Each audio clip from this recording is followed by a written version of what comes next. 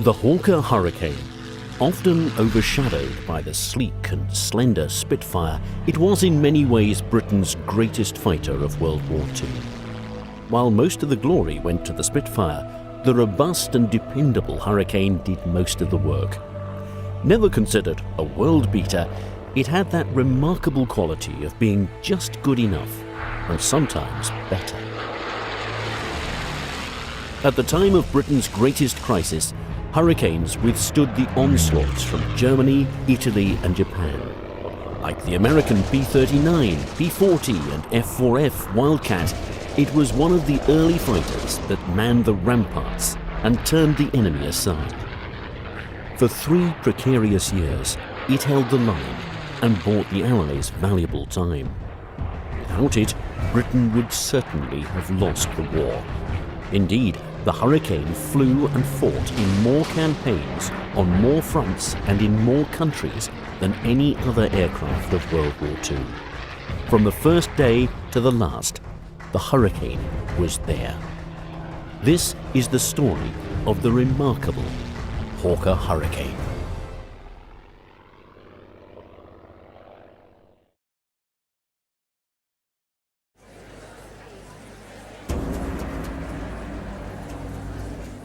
Germany, 1933. Hitler and his group of thugs take power. Rearmament soon follows. Hitler orders new fighters and bombers for the newly formed Luftwaffe. Tanks, submarines and battleships soon follow. Europe, fearing another war, reacts cautiously. In Britain, calls for a massive rearmament program are shouted down by those seeking appeasement.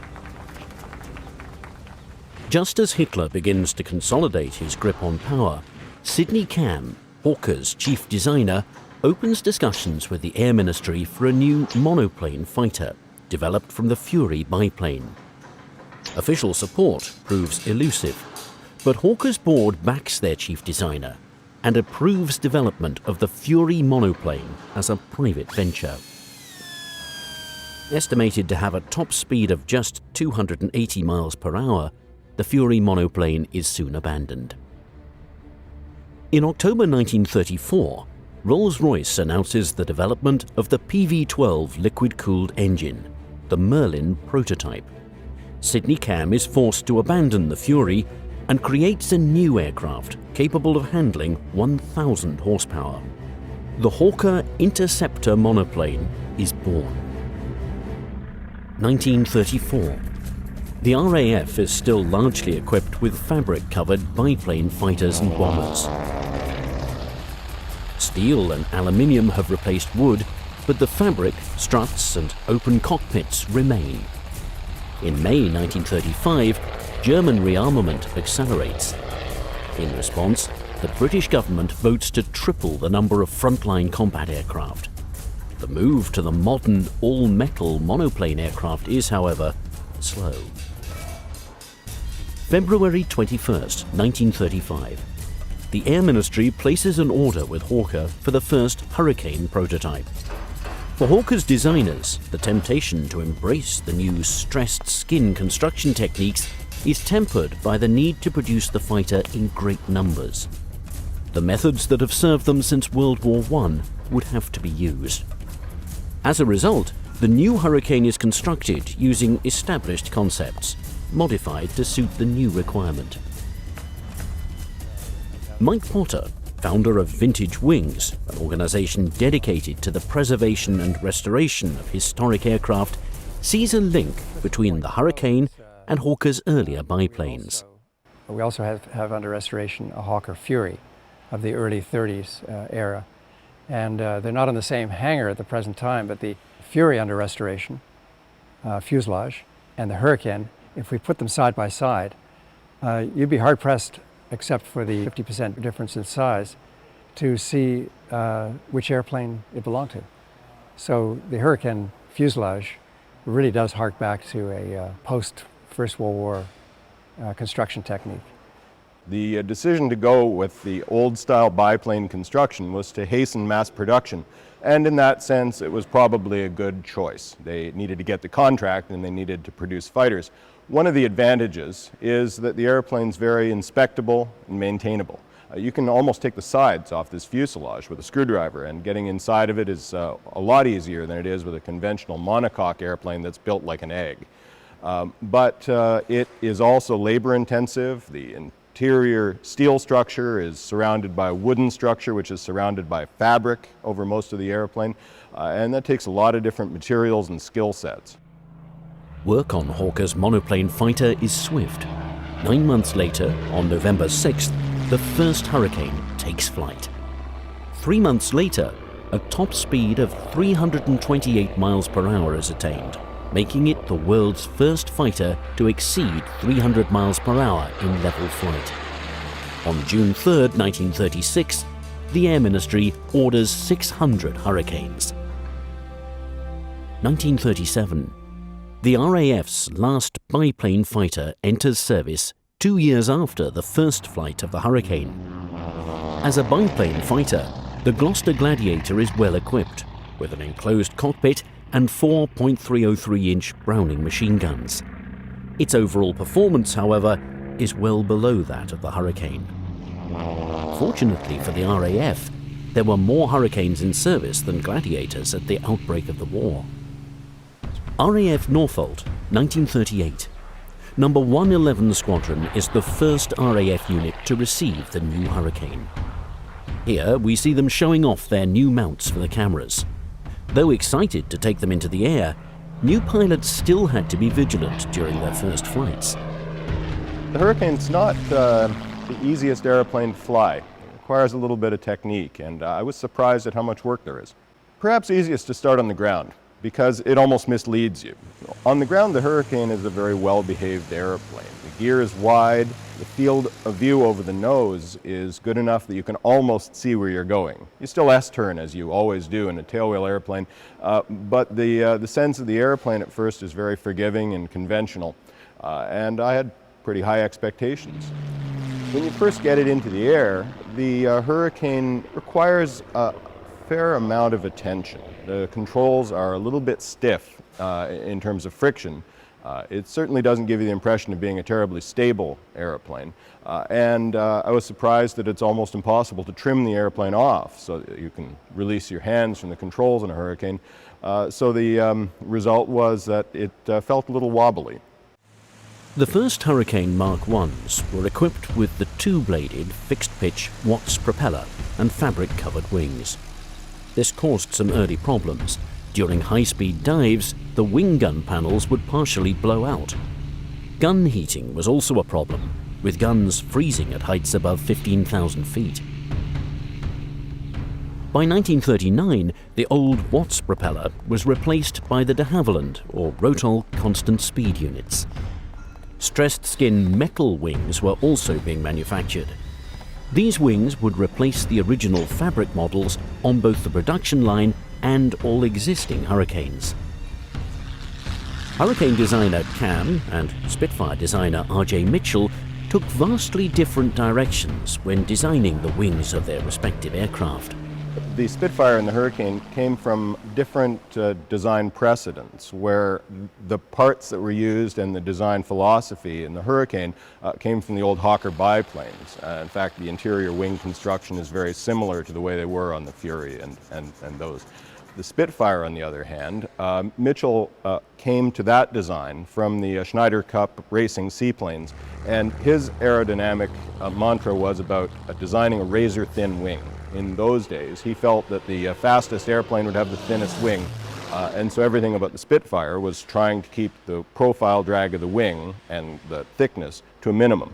His design compromise was there was barely enough room for the wheels in the Spitfire's wing. There was no room for fuel, and even mounting guns proved problematic. In the case of the Hurricane, the wing is thick as a conscious design choice to try to reduce weight. If you built a wing and decided that it needed to sustain, say, 8G, the weight of that wing panel would be lighter as the wing got thicker. Imagine a piece of paper. As it becomes thinner, it becomes much easier to flex the piece of paper. It loses its bending rigidity. And so one of the primary design considerations in Camm's mind was the empty weight of the airplane. A thick wing was to his advantage in terms of weight, not so much in terms of speed. Design, it's all about compromises. September 1st, 1939. Germany invades Poland. Britain and France quickly declare war, but do little to assist their Polish ally. As war rages in Poland, RAF Fighter Command readies for battle. 497 Hurricanes in 18 squadrons stand ready, with more on the way. Germany's early victory over Poland is followed by an 8-month period known as the Sitzkrieg, or Phony War. Britain uses this time to prepare for the inevitable onslaught. 4 squadrons of Hurricanes are sent to France to help bolster the British Expeditionary Force. Blitzkrieg, May 10, 1940. German forces invade France, Belgium and Holland. In France, the Luftwaffe targets over 50 airfields with great success. British government reaction is swift. 3 more Hurricane squadrons are sent to France. During the Battle of France, the Hurricane's first assignment was to target German bombers. Here, they proved very successful. But it also meant tackling the Luftwaffe's twin-engine fighter, the Messerschmitt Bf-110. The Bf-110 was a long-range strategic Zerstörer, destroyer. Its job? Clear a path through the enemy's defensive fighter screens and keep the bombers safe. As a fighter, the Bf-110 was ill-equipped to dogfight the Hurricane. For a fighter to be successful in aerial combat, speed, acceleration, and maneuverability were key. The Bf-110 possessed the first 2, but was not nearly as nimble and could not accelerate as quickly as the Hurricane. For the Hurricane, the Battle of France was a short and frustrating affair. By the end of May, British troops were evacuating through Dunkirk, and much of northern France was in German hands. By midnight, June 2nd and 3rd, Operation Dynamo was completed. Of the 452 Hurricanes sent to France, just 66 returned to Britain. Not all of these were victims of combat, however. Many were destroyed on the ground, lost in accidents, or simply abandoned during the retreat. Hampered by outdated tactics, squadrons entered battle in rigid sections of 3 aircraft, forcing Hurricane pilots to fight at a distinct disadvantage. Despite all that, Hurricane pilots claimed at least 499 kills. Post-war German records would show 299 aircraft destroyed and 65 seriously damaged by hurricanes. Rest for the Hurricane pilots would be short. Flush with victory over France and the Low Countries, Hitler soon set his sights on Britain. By August 1940, the Luftwaffe moved 934 Bf-109Es to the Channel coast. This would be supplemented by 237 Bf-110s, along with 1,600 bombers. To meet this threat, the RAF had 29 squadrons of Hurricanes and 19 with Spitfires, for a total of 660 serviceable fighters. During the Battle of France, the Hurricane's main opponent had been the Bf-110. In the upcoming Battle of Britain, it would face the more deadly Bf-109E. As a single-seat fighter, the Bf-109 was all business. Swift and heavily armed with 2 20mm cannon and 2 7.92mm machine guns, it outperformed the Hurricane in almost every category.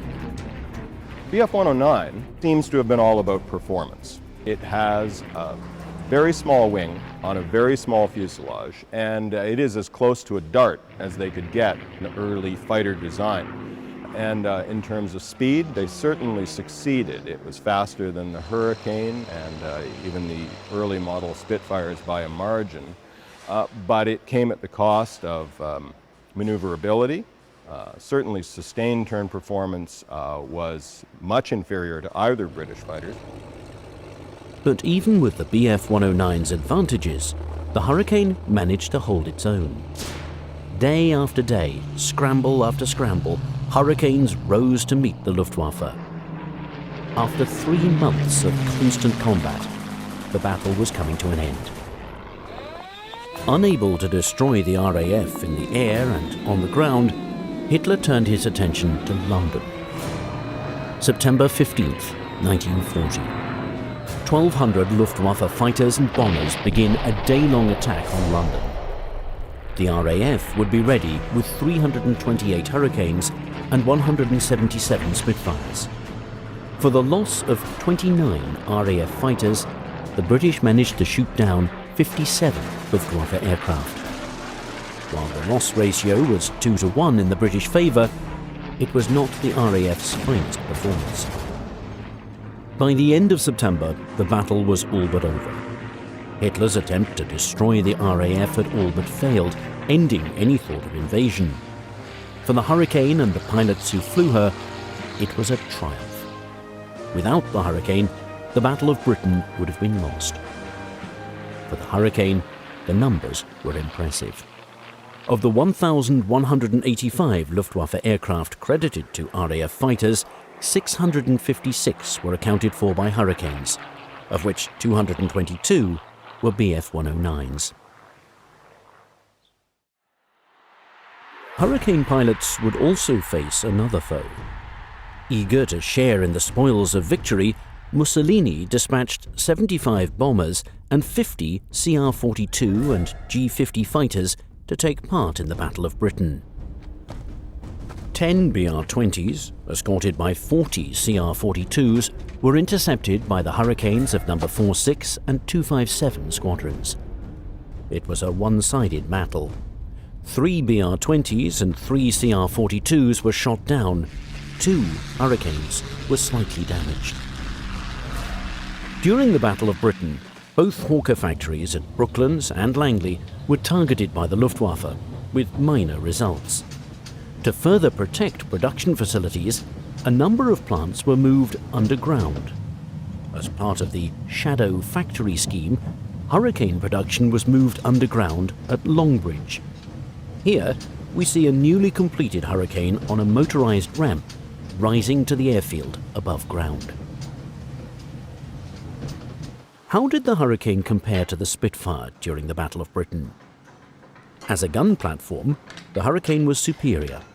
The 4 Browning machine guns in each wing were grouped tightly together, giving it a better concentration of fire. It was also rugged and able to absorb more battle damage. But even with all that, the Spitfire was the clear superior. Faster, with a higher rate of climb and ceiling, it could outdive the Hurricane with ease. One of the reasons the Spitfire is so satisfying to fly is that when it does come to putting it in a turn, whether for aerobatic reasons or because you're trying to feel out what its combat maneuvering capability would be, it doesn't take a lot of muscle to put a lot of G on the aircraft. The Hurricane is the mirror image of that. The flight controls are quite stiff. There's a few pounds of breakout force to move the stick, and so doing anything precisely through friction is always a little bit more work than you'd like.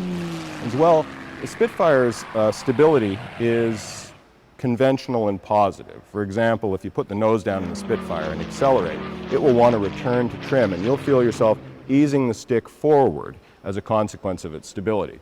The Hurricane doesn't seem to have that. If you point the nose down, the airplane will accelerate a little bit, but the stick doesn't tend to migrate because the airplane doesn't tend to return to trim. And then the last notable difference between Spitfire and Hurricane when you're maneuvering is attributable to that beautiful elliptical wing on a Spitfire, which was designed to minimize induced drag. The pilot sees that when he pulls G, turns and maneuvers as a tendency for the airplane to slow down. In the Spitfire's case, it's negligible. You can go into a maneuver at 240 indicated, pull lots of G, make a turn, come back out at your 240 knot entry speed, didn't cost you a thing. The big fat wing on the Hurricane isn't quite as elegant, and when you maneuver, it costs you speed. In terms of combat effectiveness, the Spitfire was better. According to John Alcorn's statistical study of the Battle of Britain, which appeared in the July 2000 issue of Aeroplane Monthly, the Spitfire was 1.25 times more effective. The Spitfire also had the advantage of growth and design development. After the Battle of Britain, it was clear the Hurricane could no longer be improved. It would, however, soldier on in other roles. During the German Blitz of 1941, the Hurricane would be pressed into service as a night fighter with marginal results. Without airborne radar, intercepting a German bomber at night was extremely difficult. In the months following the Battle of Britain, the Hurricanes Mark II A and B were introduced. Powered by the Merlin 20 engine, the new Hurricanes were equipped with 12.303-inch Browning machine guns. The Mark IIB was the first to carry bombs and was capable of carrying two 250-pounders. Nicknamed Hurry Bombers, RAF Fighter Command could now take the fight to the Germans. Fighter-bomber sweeps were now the order of the day. Targets included airfields, trains and coastal shipping. But these low-level missions proved hazardous. Light flak and machine gun fire took a heavy toll. For the Germans, these raids proved more a nuisance than destructive. By the summer of 1942, 24 squadrons were flying Hurricane 2As or 2Bs.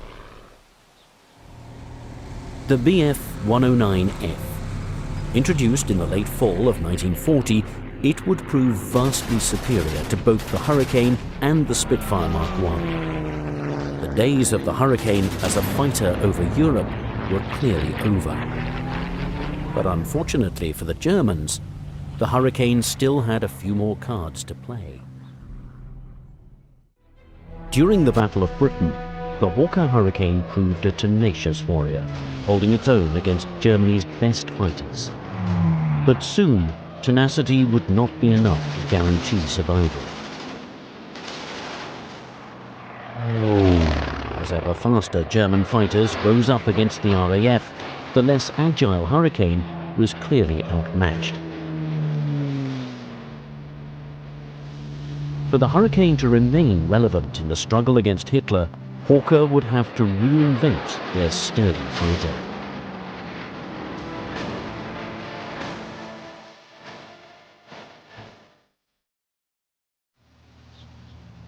Introduced in the spring of 1942, the Hurricane Mark II-C was the most heavily armed single-seat fighter in RAF service. Its four 20mm Hispano cannons packed a considerable punch. Analysis from the Battle of Britain showed the .303-inch machine gun armament to be clearly inadequate.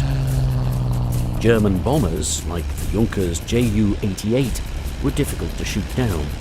Equipped with self-sealing fuel tanks and armor plate, they could absorb a vast amount of .303-inch ammunition and remain flying. The new Mark II-C packed a hefty punch. Total rounds carried was 364. Pilots were told to fire short bursts only. Long bursts would slow the aircraft down considerably. One can only speculate as to what the results might have been if the Hurricane had been equipped with 4 cannon during the Battle of Britain. The Mark II-C was also modified to carry a pair of 250 or 500-pound bombs, or a pair of 44-gallon drop tanks. The increased armament offered the Hurricane a new lease of life. By the autumn of 1941, the Hurricane's performance shortcomings excluded it from most daylight operations, but their numbers continued to increase. 57 home-based squadrons were now equipped with Mark II Bs and Cs. June 10th, 1940. Italy declares war on Britain and France. In North Africa and Egypt, the RAF's total fighter force consists of 3 squadrons of Gladiators and just 1 Hawker Hurricane. On the strategic island of Malta, 4 hastily assembled ex-Fleet Air Arm Sea Gladiators are all that stand against the Italian Air Force. On June 21st, 8 Hurricanes are ferried to the island via France. Shortly after, France surrenders, cutting this line of supply.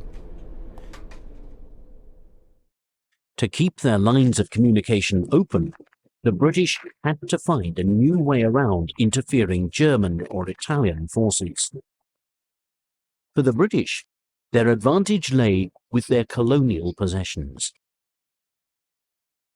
Takoradi, 1940. Gold Coast of Africa. Preparations begin on a new airstrip. Takoradi would be the first stepping stone in a long ferry route across Africa to Cairo and Egypt. It was a hazardous journey. The first Hurricanes arrive in September 1940. Shipped straight from the UK, these crated Hurricanes were quickly offloaded, reassembled, and made ready for flight. After reaching Cairo, the ferry pilots would return to Takoradi aboard a BOAC Lockheed Lodestar or RAF Bombay transport.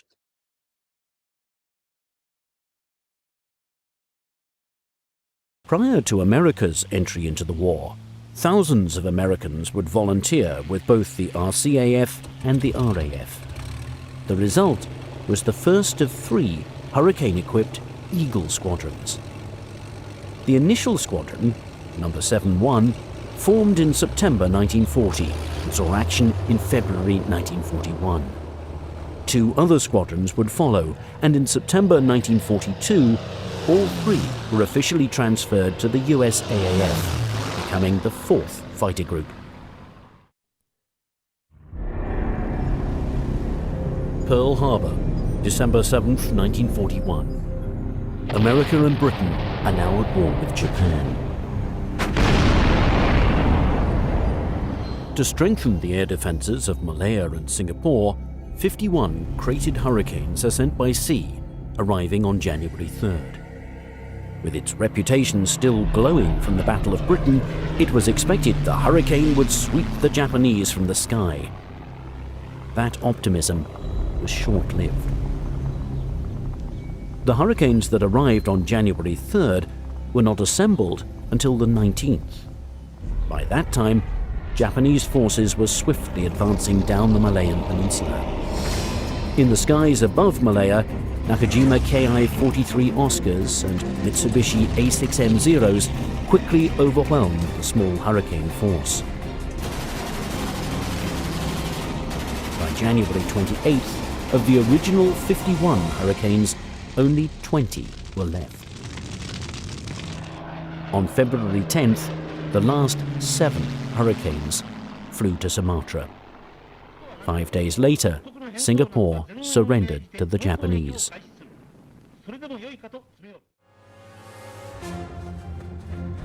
North Africa. Since March 1941, British anti-tank weapons had proven inadequate when dealing with the German Panzer III and IV tanks. The new 57mm anti-tank gun was in short supply. As army commanders pressed for a solution, the RAF offered the new Hurricane Mark II-D, the world's first anti-tank fighter.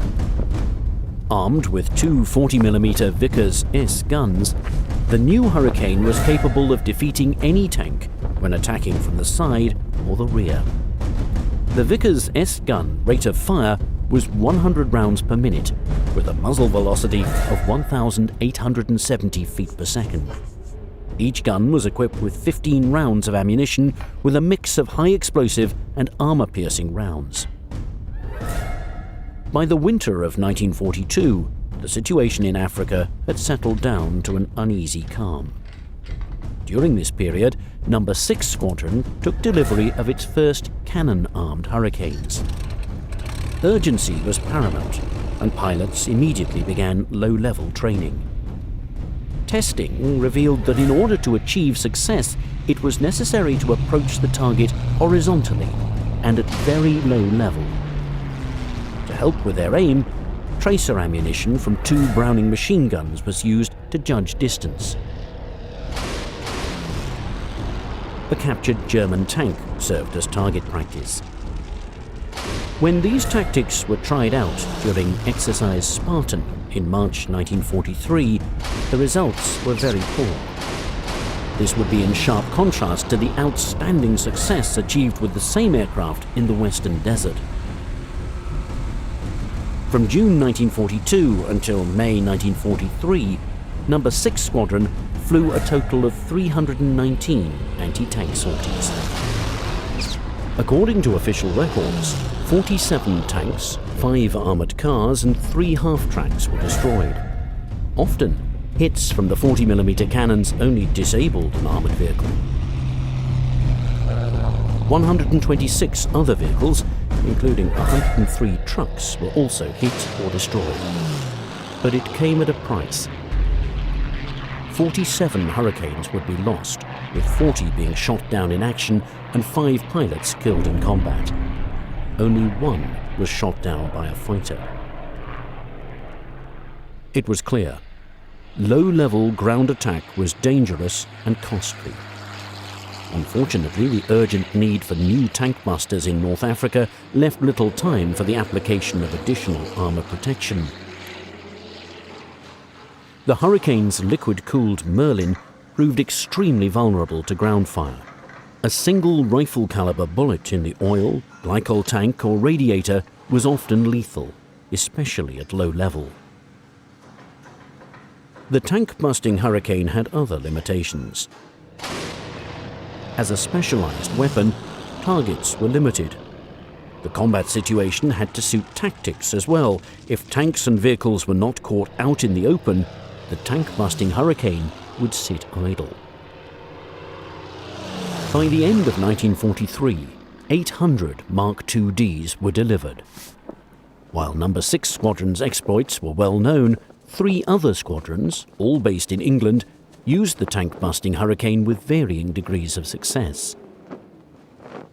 As a pure fighter, the Hurricane's performance no longer matched the newer BF-109G or FW-190. Their lack of speed was not Hawker's only problem. It no longer made economic sense to build and construct Hurricanes as frontline fighters.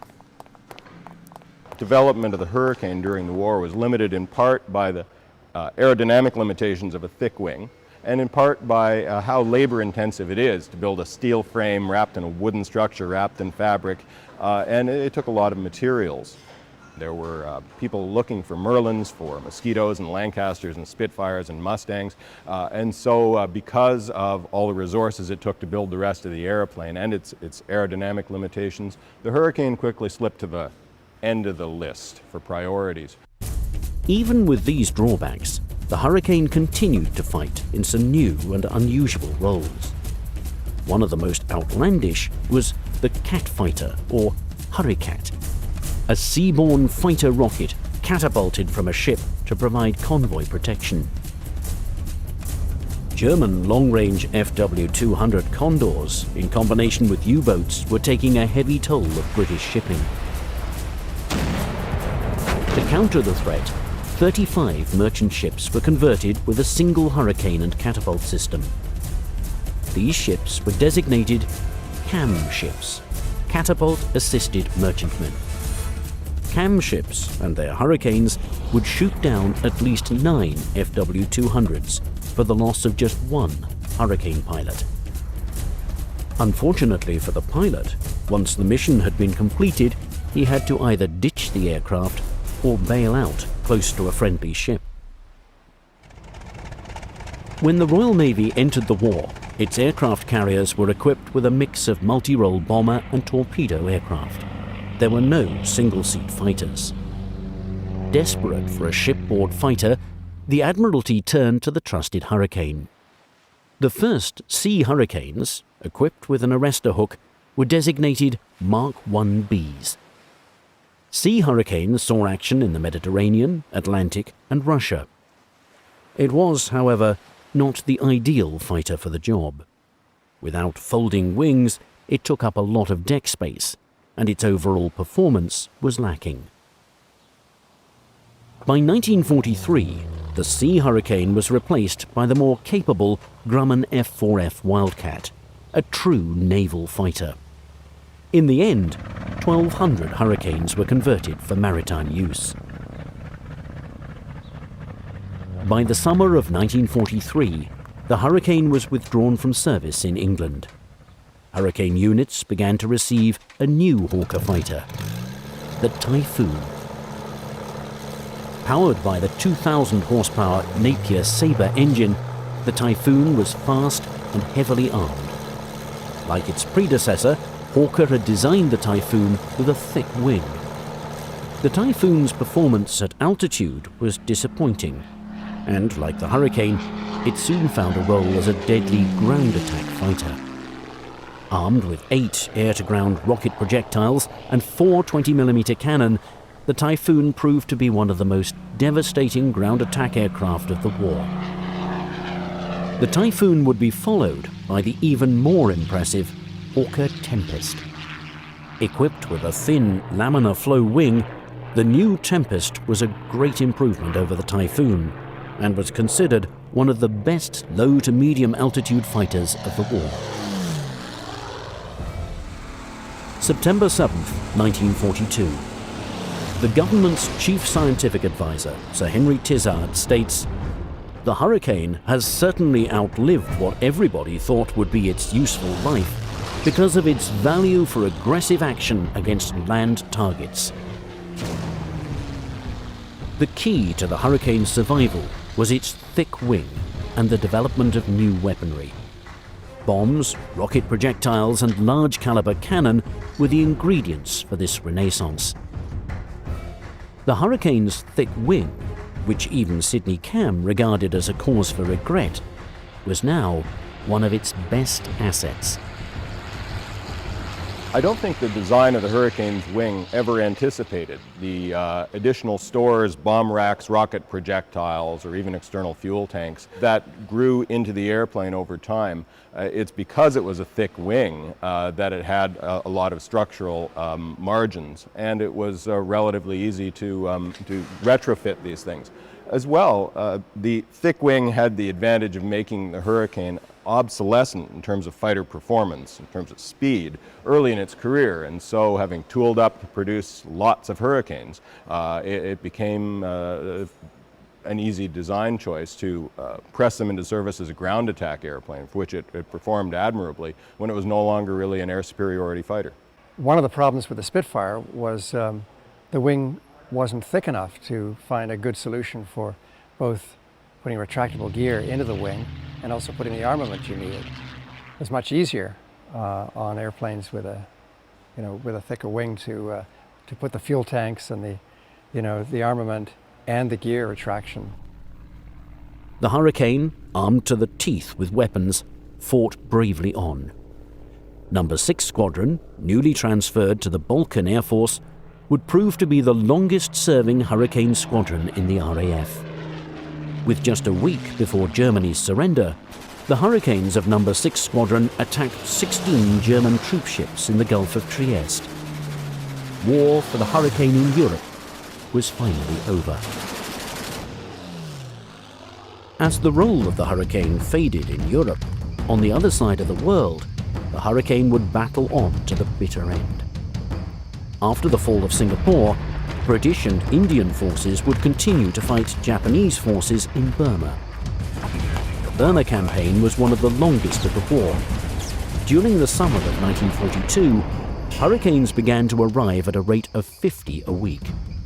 By September 1943, the RAF had over 1,000 Hurricanes in theatre.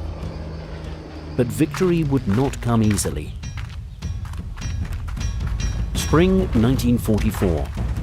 The Japanese prepared to invade India. By March, the Imphal Plain and the garrison town of Kohima were surrounded. Here, RAF air superiority won the day.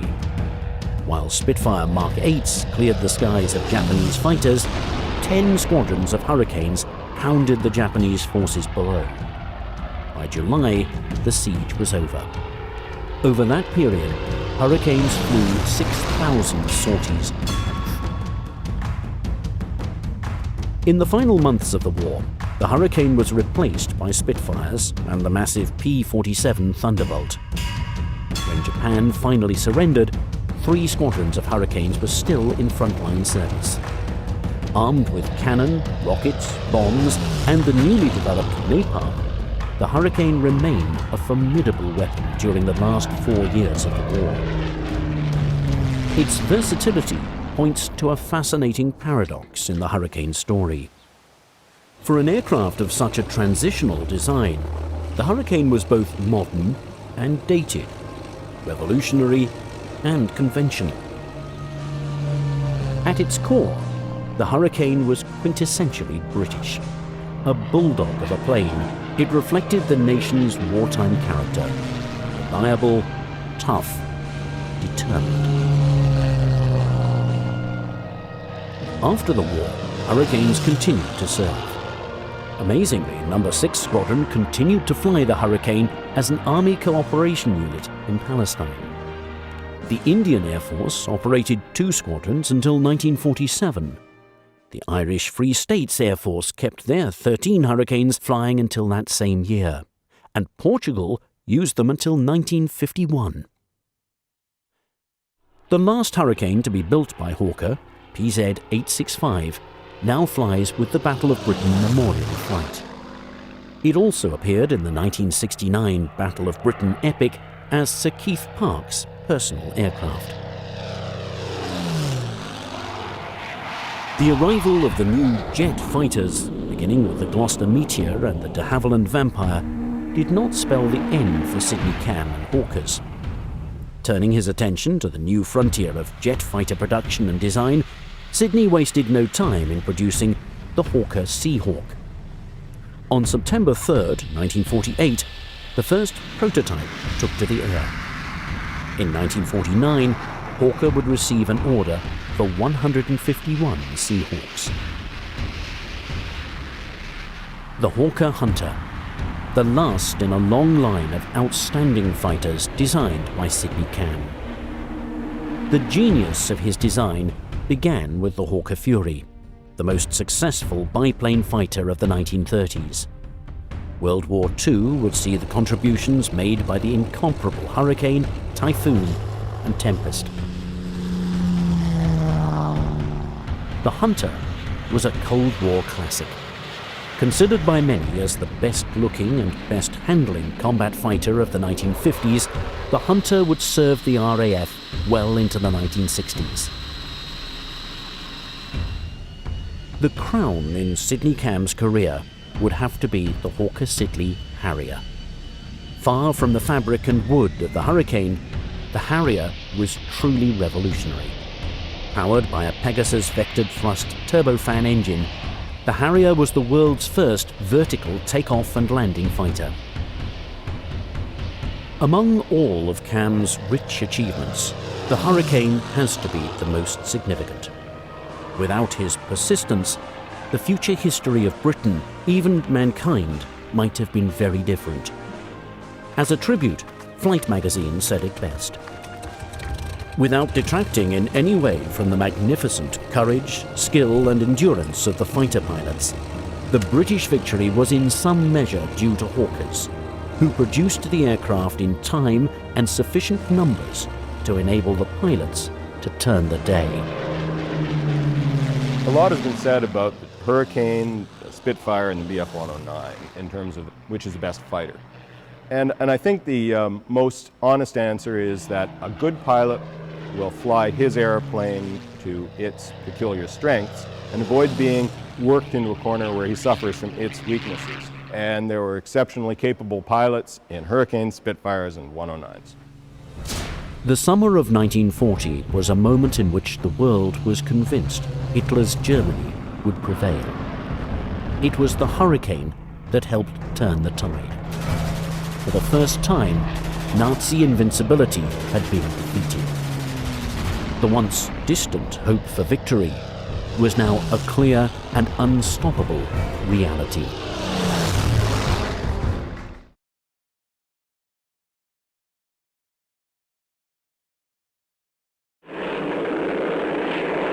He is one of the 20th century's greatest aviators. He has played a major part in the evolution of flight. and in the process set records that will never be broken.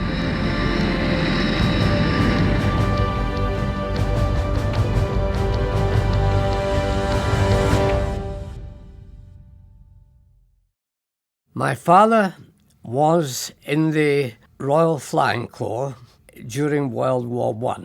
Now, originally he was a balloon observer, and that was a fairly hazardous occupation.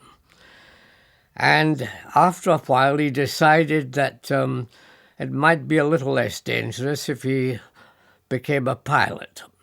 So he switched to flying. He always encouraged me in this flying business, and he operated from an airfield fairly close to home at Turnhouse in Edinburgh, where there was an auxiliary Air Force squadron flying Gloucester Gamecocks. When I was, I think, about 8 years old, he took me up in a Gamecock and sat me on his knee. And of course, at that age, I hadn't the leg length to reach the rudder pedals, so he let me handle the stick a little. We didn't do anything aerobatic. My father was in an organisation which was often set up after World War I of former combatants meeting to exchange their experiences and just generally socialise. In Germany, this group was led by Ernst Udet, the popular Great War flying ace. In 1936, Eric and his father visited its members in Berlin. We went with the joint purpose of watching the Olympics and enjoying the socialising with the former Luftwaffe. And indeed, Udet asked me if I'd like to go for a flight with him. And this was unexpected, but he took the time off to drive me down to an airfield called Halle, south of Berlin, where he had a Booker Jungmann. He did a lot of manoeuvres that really tested my stomach, rather to their limits, but at about probably 100 feet, he turned the aircraft upside down, and we approached the whole way down till I would say about 50 feet inverted towards the runway, and I thought really this was my demise looming on the horizon. But at about 50 feet, he turned it over, which with its wingspan didn't give it too much clearance on the ground, and as we settled upright, so to speak, he just flopped onto the runway and burst into roars of laughter because he knew he'd frightened the life out of me. On the way home, he said to me, "You must work on your German and you must try and get into a flying organisation. If you achieve something in both these, come back and see me."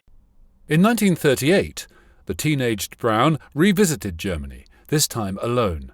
I looked up Udet in Berlin. He'd given me his address. And to my astonishment, he greeted me like a long-lost chum. Here we were in Nazi Germany. How was the feeling? It was one of excitement, really, because everything was happening at that time in Germany. And there were parades galore. And although this is all very militaristic, to a young boy like myself at that time, it was exciting stuff. There didn't seem to be any unemployment, and for the young in the country, there was almost endless aviation facilities. So that was Germany in 1938. Back in Scotland, Eric had by now progressed from Edinburgh's Royal High School to the city's famous university. Here he learned to fly. The University Air Squadron was connected at Edinburgh with the 603 Auxiliary Air Force Squadron. And we were training then on what was a fairly new trainer, the Miles Magister. And after that, Gloucester Gauntlets. These were being supplied at this point to auxiliary Air Force squadrons. It was a lovely airplane, the little gauntlet, an aerobatic gem, really. It was a 4-year course, my honours degree in modern languages. The Foreign Office used to visit the university, the languages department, looking for possible bright boys to recruit. And I was asked if I would be interested in joining the diplomatic corps. And I said I was. Since German is your primary language, you'll have to spend at least 6 months in Germany. And you will be sent to a school on our recommendation, and you will teach English. In summer 1939, Brown went to Salem School near Lake Constance. It was really a delightful establishment. I'd gone up on the 3rd of September 1939 to spend the weekend in Munich. A delightful town. I have to tell you, and I was a lucky boy, in those days I owned an MG Magnet. I'd taken that with me, and it was parked in the courtyard, and at 6 o'clock in the morning of 3rd September, there was a thunderous knock on my door, and in came a lady with 2 SS officers and said, "Our countries are at war, and I'm afraid you'll have to come with us," and was taken to an SS jail. I wasn't treated badly at all. My concern was, here we are at the very beginning of a war, how long is it going to last? Am I going to be here for the duration? On the 3rd day, this young SS lieutenant said to me, "You're being taken to the Swiss frontier for an exchange through the Red Cross," which I was delighted. The only thing the SS would let Brown keep was his car. Because we have no spares. I got to Bern, and the ambassador interrogated me there and told me that in the light of the fact that I was in the University Air Squadron, I better get back as quickly as possible. This was the period of what's called the Phony War, where there wasn't much activity going on operationally. And I, being young and keen, found this inactivity very boring, frankly. And about the middle of September, the Royal Navy had an aircraft carrier, the Courageous, sunk in the southern Irish Sea. And they lost most of the pilots in that sinking. And a notice went up on the RAF notice board saying that the Fleet Air Arm was short of pilots, and if anybody would like to move over, would they put their names down? I was accepted by the Fleet Air Arm, but they wanted me to do their course of training. This course began at Sydenham near Belfast. It was here that Eric first met Lynn McCrory, his future wife. The training took Brown to various Royal Naval Air Stations. It was over a year before I actually got a posting to a squadron that was going to go on an aircraft carrier. By the time I got my posting to my first squadron, the Americans had offered us a thing called the Grumman Wildcat on Lease Land. Now, this was an exciting airplane for us because it was, if you compare it, probably up to the performance capacity of the Hurricane, which was the RAF's top fighter at that time. So it was very exciting to be drafted into a squadron that had this aircraft because it was a first-class aircraft, rugged, good firepower, specially built for deck landing. In April 1941, Eric and Lynn became engaged. The following month, he was flying a Wildcat down from Scotland to Croydon for modification. I ran into atrocious weather, and crept my way, thankfully, into RAF Cranwell.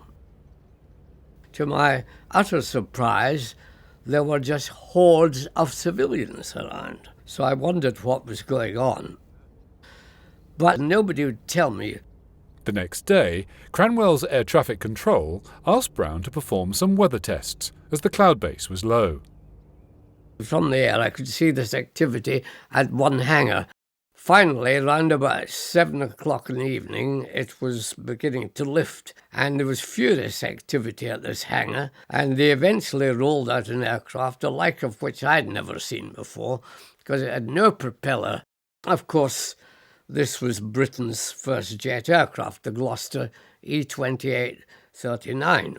The pilot taxied out the runway, and I watched this thing take off.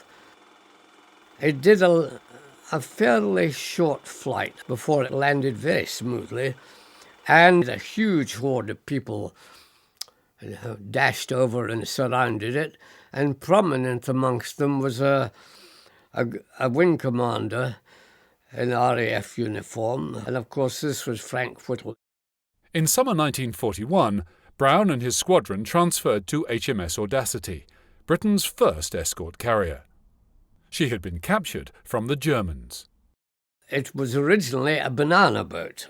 Churchill put up the idea that if they just sliced the top off this vessel, put a flat flight deck on, we'd have a small carrier, which would be ideal for escorting convoys. Now, it was very basic.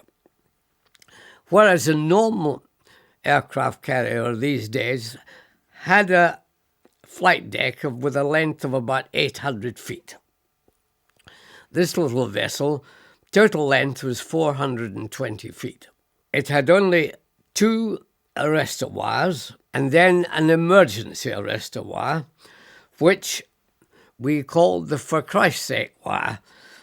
In the Firth of Clyde, Brown would make his first deck landing.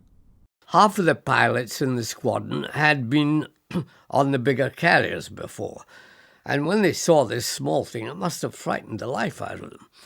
But to me, I had never seen an aircraft carrier before, so it was just another adventure and a challenge.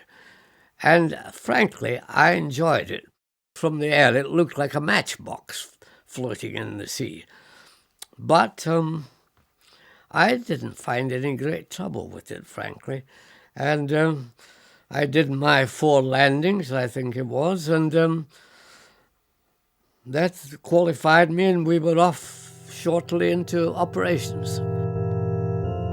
The Audacity and its aircraft first accompanied a merchant convoy in September 1941. The ships sailed between Liverpool and Gibraltar, a strategic pillar of Britain's empire that was key to winning the war and keeping the country supplied. We knew we were going to have a rough time. The Bay of Biscay is noted for its bad weather and heavy seas. Our real targets were the Focke-Wulf 200, which had been known as a civil airliner called the Condor, but had been modified into a very, very potent 4-engined reconnaissance bomber.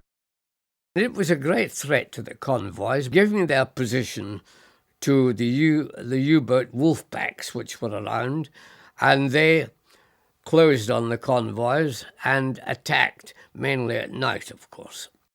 On our very first voyage, we came across the first of these. 2 of our aircraft went up to attack. It had bombed the convoy and caused a few casualties. These were transported onto a hospital ship we had with us, and in spite of it flying the Red Cross, the Condor bombed it. It was caught up by the first 2 Wildcats, and the pair were our commanding officer and his wingman. And the CO set the inner engine of the Condor in fire. He went into have a closer look at what damage he had done. And they opened fire and he turned away rapidly, but a cannon shell went clean through the underbody of the aircraft and killed him. So we lost our CO within minutes of the first combat. How do pilots feel and react when they first see a U-boat? Well, of course, it's a thrill because it's a dark, menacing shape. It really looks evil. It is electrifying, and you feel a little helpless. The first major attack, I should say, was made in a submarine, was by our CO's wingman. And he dived down on it, but they had manned their 20 mil on the casing of the thing and actually shot him down. And we found out later, when his body was recovered, that the shell had gone through and hit the stick. I later on found 2 U-boats on the surface with a plank between them, well out from the convoy, of course, and obviously one of them was in serious trouble of some sort. And because they were moving across this plank and helping one another. And when I caught them, they were still engaged in this, and I killed quite a few of them walking or in this area. It is hard to imagine the reality of this kind of naval warfare. Deck landing was a very difficult business to judge. I mean, the back end of the vessel, the worst we had was it was moving through an arc of 60 feet. Now, that was virtually impossible for landing, but we were up there and had to get back. Bad enough for the pilots, but think of the poor ground crew. We had no hangar. These 6 aircraft were parked at the stern, tied down by cables at night, and were being serviced. The only time that they were available for servicing was in the dark at night. These troops were going around with a back end moving up and down, water pouring over them, slippery conditions, with a small torch with a piece of blue paper over the front to look into the engine, etc.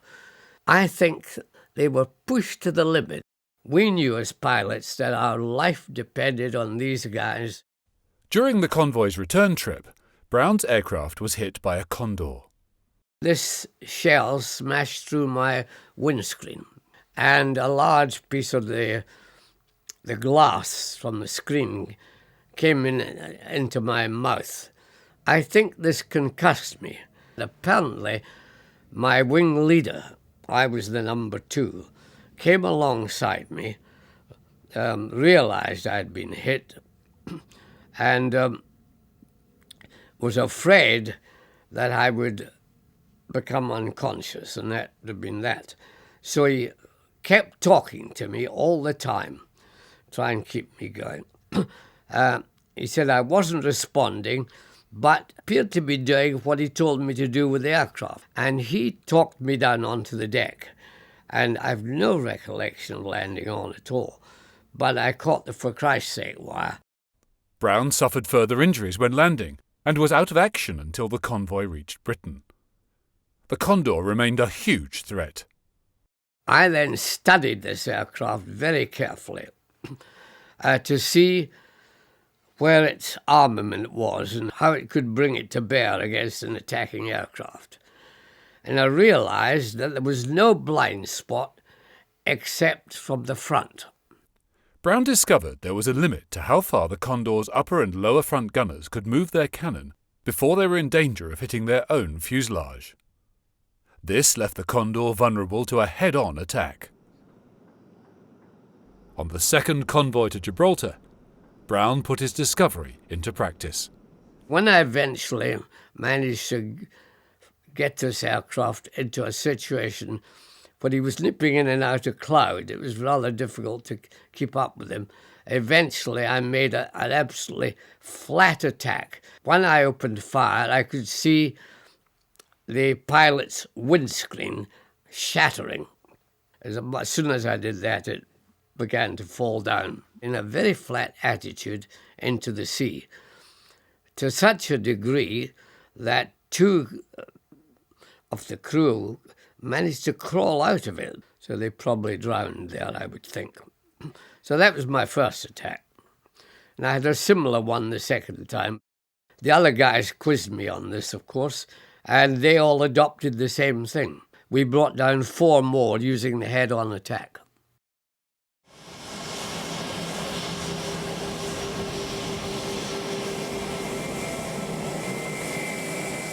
On reaching Gibraltar, the convoy's escort fighters were flown into the colony's newly built aerodrome for further maintenance, and to enable the pilots to keep in practice.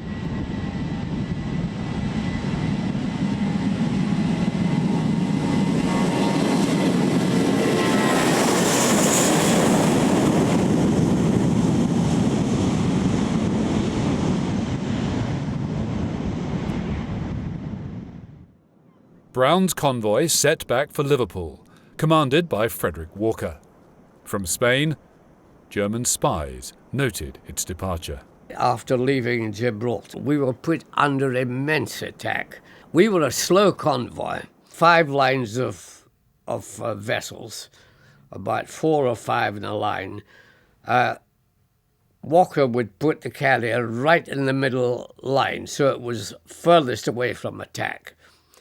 But our captain, who was senior to Walker, made his own decision. He decided that was putting the merchant ships at too much risk with a large number of U-boats attacking. So he came out into the open and decided he'd zigzag throughout the night, clear of the convoy.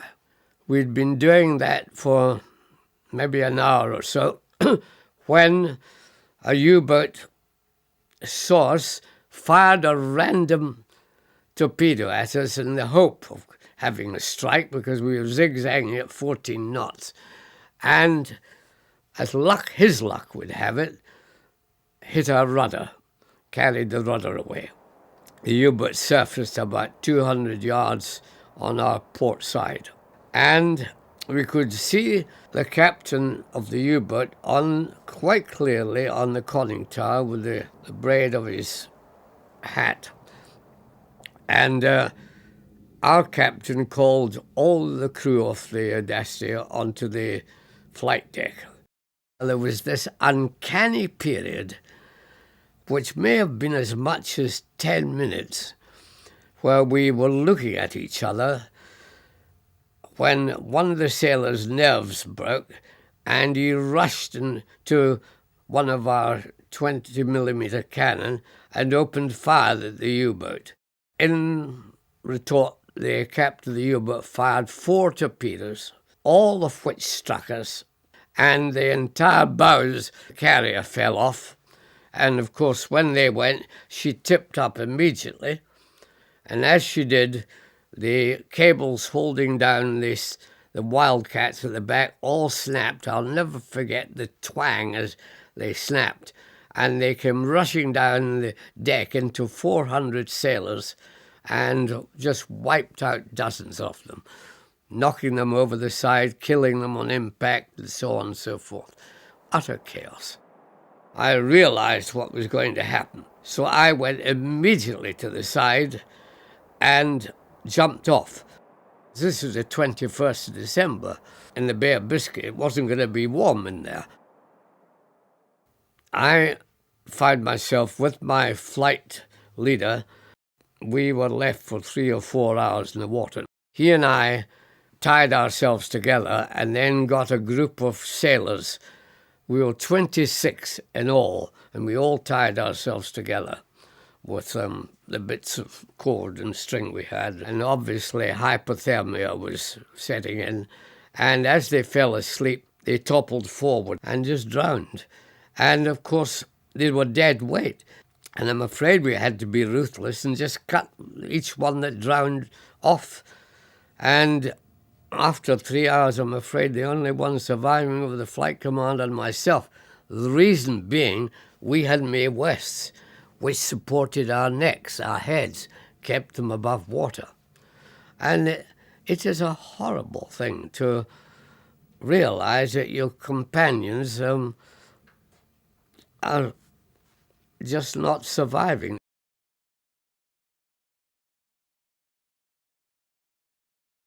The corvettes came back and they hoisted us out of the water. The captain, he was being hauled up when the line snapped and he went forward, and I think he struck the hull of the corvette and knocked him unconscious because he just went in the water and vanished.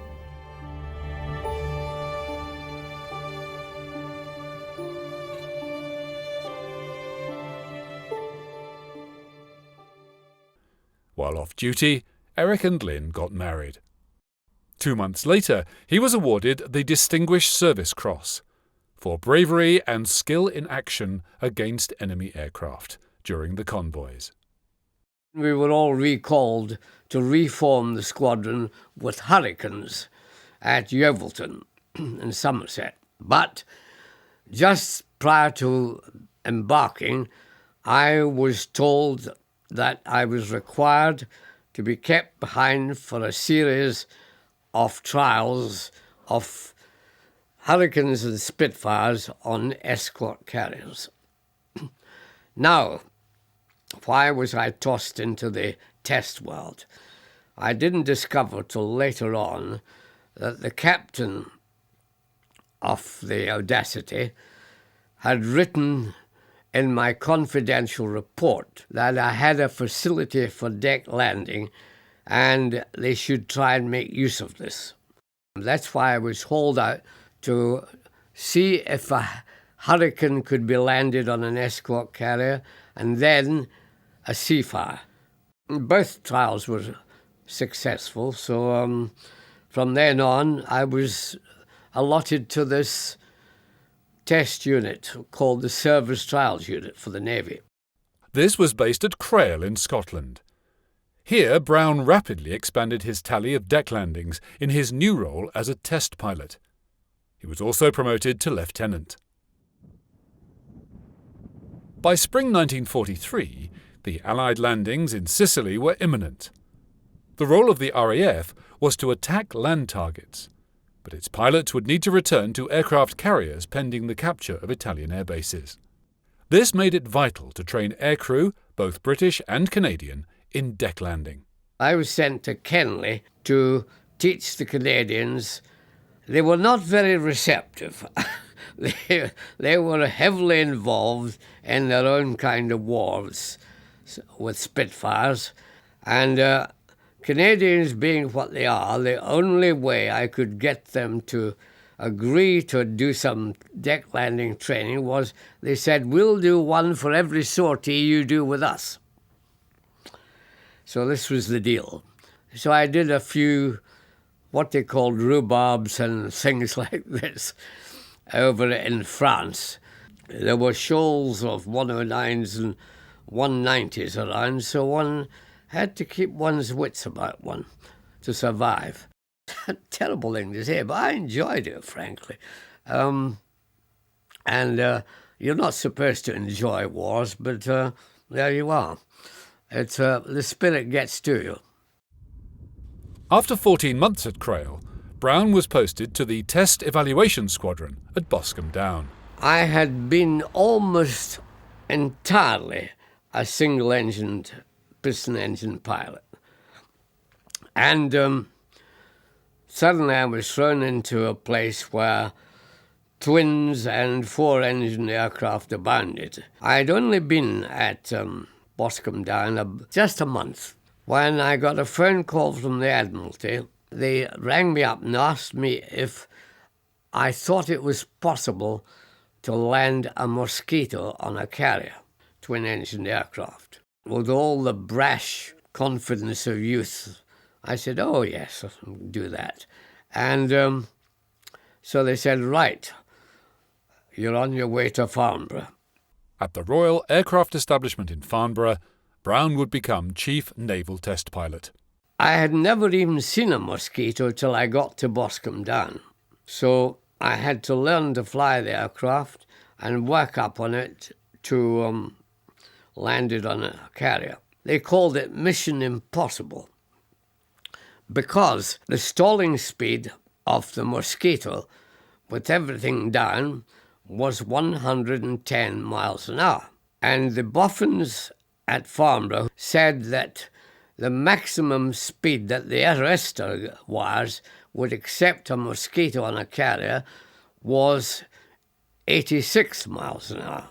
Normally you land on with a little engine power as you come onto the carrier, but with this I'd have to use almost half engine power and hang on the propellers and until I was about maybe 3 feet off the deck, then cut the engines when the aircraft would just fall out of the sky. So it was quite a hazardous thing. And yet the trials went very successfully. Of course, the Navy were alerted to the fact that twin-engined aircraft could be operated on a carrier, and they offered so much more potential. At Farnborough, Brown worked on many projects, apart from naval test flying. The war in Europe had been basically at what we call low to medium level. That is to say, heights not much above 20,000 feet. This all changed in 1943 with the arrival of the 8th United States Army Air Force with the Flying Fortresses, because they operated at 30,000 feet. So suddenly, the whole war was transformed into a high-level war. Now, once you do that, you run into problems associated with flying in thin air near the speed of sound. These problems created a phenomenon called compressibility. An aircraft sends a pressure wave ahead, which opens the air for it to pass through. But to fly faster, the aircraft must fly higher, where the air is thinner. At high altitude, the speed of sound is less, and these pressure waves do not have the time to open up the passage of air for the aircraft. Instead, they compress against each other. This compressibility builds up a barrier of air ahead of the aircraft. If you strike this barrier of air, it is literally like running into a brick wall. And you get huge amount of vibration, and you get, the worst thing is, a vast change of trim. The aircraft suddenly goes nose down. In January 1944, General Jimmy Doolittle became commander of the 8th Air Force. At that time, they only had as fighter escort either the P-38 Lightning or the P-47 Thunderbolt. He realized that the losses were still heavy. The crews on the Flying Fortress told him that they saw the German aircraft climbing up to attack, and their fighter escort, which would be high cover, they were diving down to intercept the German aircraft, but just going straight past them and making a hole in the ground. What was going on? And of course, the answer was they were getting into compressibility trouble. So General Doolittle came to us and said, could we look into what was happening? We found that the German aircraft could fight up to a Mach number of 0.75, 3/4 of the speed of sound. They could actually maneuver at that speed. By contrast, the Lightning and Thunderbolt escorts could not operate beyond Mach 0.7 at high altitude. They were outclassed in combat. But by the grace of God, at this point, there appeared on the horizon the Mustang, which was an American fighter that had been useless at high altitude until they replaced the Allison engine with the British Merlin engine. And the Merlin, of course, is a high-altitude engine. Transformed it completely. and it could actually fly at 0.78. So here we had the answer. So General Doolittle used nothing but Mustangs for escort. This saved the United States bomber force, frankly. Many years later, when I was made an honorary fellow of the Society of Experimental Test Pilots, Doolittle was my host at that time. And he said, would I take back to Farnborough his everlasting thanks for the job we had done for him. As the war ended, Brown was appointed CO of the captured enemy aircraft flight. In this role, he returned to Germany with 3 goals. 1 was to find its supersonic wind tunnels. 2, to locate its advanced aircraft and hopefully fly them. And 3, interrogate Germany's leading aero engineers and pilots. The biggest surprise we had was the jets and the rocket aircraft were left totally untouched. Why? I've asked myself this many times, and I can only assume it was because they were so proud of their achievement that they wanted us to see this and see what might have been if they could have continued the war. Germany was divided into occupation zones. The main aviation research centres were in the British zone, and the one at Falklands had 3 supersonic wind tunnels. We were, frankly, shocked to find how far ahead of us they were. The Allies did not have 1 supersonic wind tunnel. Down in Bavaria, we were alerted that there was a wind tunnel there which had been originally in Peenemünde for Wernher von Braun. And this had an airstream of Mach 4.4. Quite incredible. And if I think things had gone on unabated a bit further, I do think Germany would have been the first to have broken the sound barrier. The awful reality of Nazi Germany was soon apparent. I liked the people. I had many good friends in Germany. But of course, I was rocked back on my heels and changed a lot of my opinion after what I saw in Belsen. In the background, somewhere, a truce had been made with Germany about Belsen. In the camp, we found 20,000 cases of typhus. And I think the Germans were very frightened of this getting out into the population, which at that stage in the war would have been disastrous. So the deal was we could come in unopposed and we would take over and try to quell this typhus situation, and the Germans would retreat back to their units to continue the fight against us. Strange arrangement, but that's how it was. And what we saw there, indescribable. The piles of bodies were bad enough, but it was the stench of the place that I found so terrible. And of course, we were a little worried about catching typhus. At Belsen, Brown was asked to interrogate the camp's boss and his mistress, Irma Gräser. She had been the female camp commandant at Auschwitz and was, of course, well known there for her exceptional cruelty. She really was the worst human being I have ever met. When I interrogated her, she wouldn't reply. She just sat in a chair and wouldn't reply. Then suddenly leapt to her feet, gave the Heil Hitler salute, and called out Heil Hitler, and then sat down, refused to answer anything. She was hung by Albert Pierpoint. Even when he put the bag over her head, she showed not a whittle of emotion. So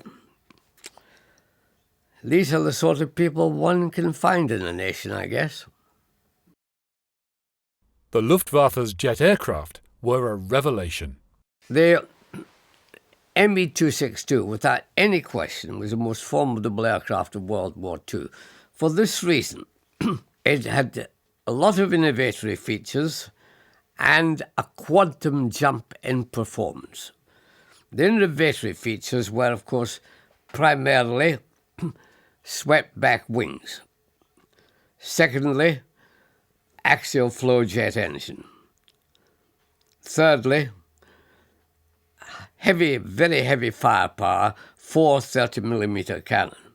It was the performance that rattled us, because at this time, the top Allied fighter was the Spitfire Mark 14, with a top speed of 446 miles an hour. When I tested the Me-262 at Farnborough, it had a top speed of 568 miles an hour.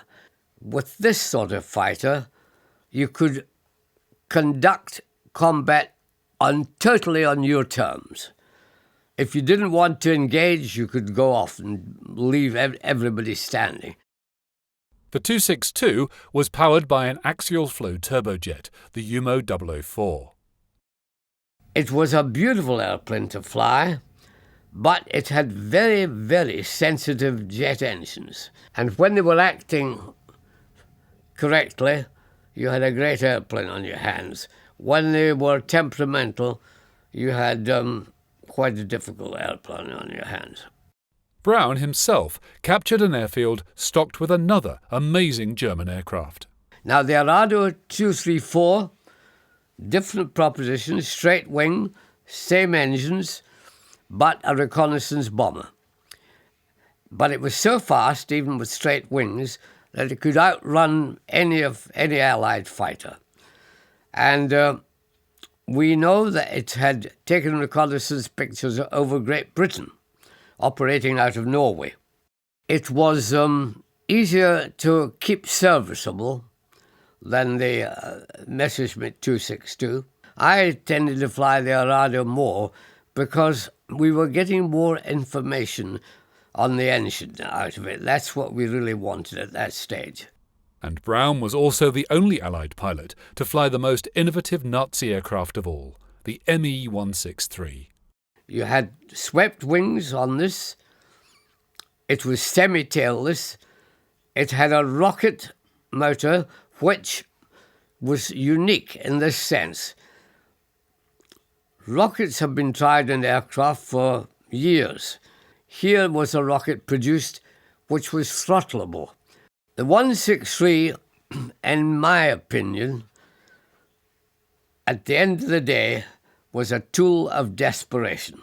In its entire operational time, it killed 16 Allied aircraft for the loss of 10 of its own. But the other side of the coin was they lost over 40 with operational accidents due to the high volatility of the fuels used. Its main fuel was concentrated hydrogen peroxide. Now, I know nothing more explosive. You had, under full power, 120 seconds of flight. That was all. If you landed with as much as a cupful of fuel in the aircraft, the impact of touchdown would cause a violent explosion.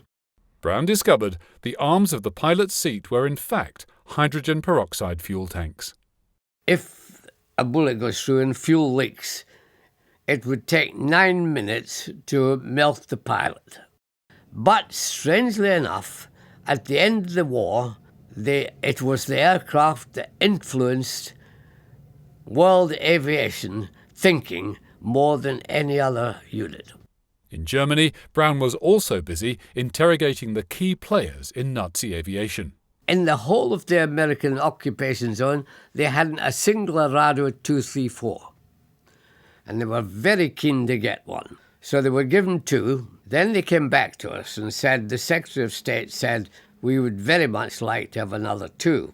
And I hummed and hawed over this, purely as a game, and said we would like a quid pro quo. And they said, well, what are you after? And I said interrogation rights with Göring.